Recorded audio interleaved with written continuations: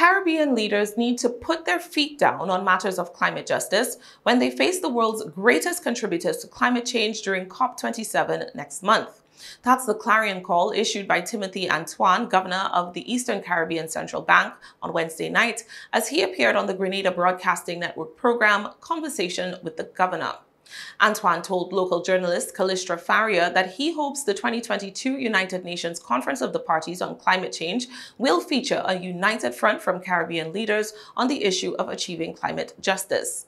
We have to stick together and make strong advocacy. And I expect going into COP27 in Sharm el-Sheikh, Egypt, that the Caribbean's voice will be very loud and powerful and united on this issue of climate justice and the need for us to get access to climate finance. We all know it, but it has to be repeated. We are among the lowest emitters, but the hardest hit. And unfortunately, the resources promised under the Paris Agreement, that $100 billion per annum per year, those resources have not been forthcoming. And so we have been stymied in our efforts to build resilience. We need resources for adaptation, for building climate-smart agriculture, for building climate-resilient infrastructure.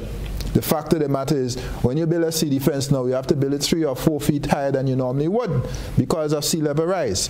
Those are real needs. And so when I was in Washington recently, for example, I was advocating very strongly for support for our region with respect to green finance, for the development of a green finance market in the Caribbean. I gave the example, in 2020, green bonds issued in the world, $270 billion, not $1 issued in the Caribbean. How could that be?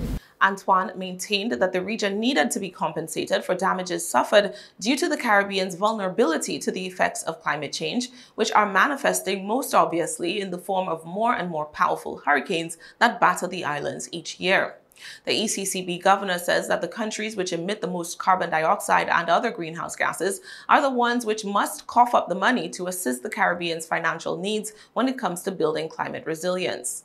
And a study in 2018 showed that the frequency of natural disasters in the Caribbean is 7 times higher than anywhere else in the world. 7 times higher.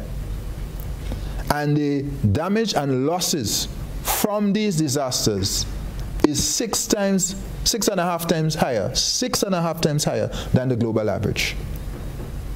That clearly makes the point, Callistra, of our vulnerability and the huge needs of our region for financing to build resilience. And so we must go into COP very strong, but we have to continue our advocacy. And we need to have this coalition for climate justice.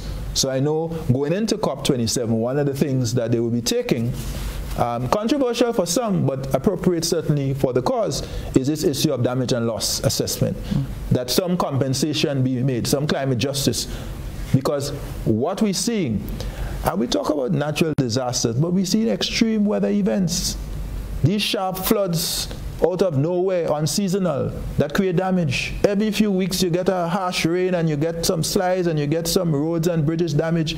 These things add up. All of those are climatic effects. So we have to continue to make a very strong case for climate justice in respect of financing, grants in particular, soft loans for us to do adaptation and mitigation. Antoine hopes that the upcoming COP27, which will be held in Egypt from November 6th through the 18th, will represent a turnaround from previous inaction and result in financial aid to the countries suffering the brunt of climate change finally being administered. But are the governor's hopes rooted in reality? Since the Paris Climate Accords was signed in 2015, the annual target of $100 billion in climate financing has never been met, as the world's greatest contributors to climate change fail year after year to keep up their end of the bargain.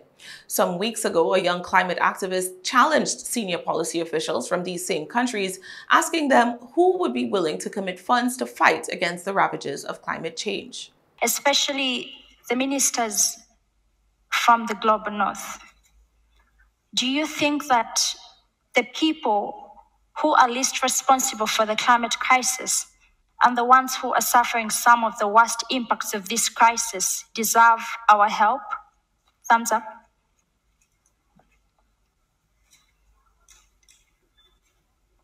Higher up. So all of you believe that the people who are suffering right now deserve our help. So I'll ask a second question. Will your countries commit to putting money and funding loss and damage for those countries at COP27?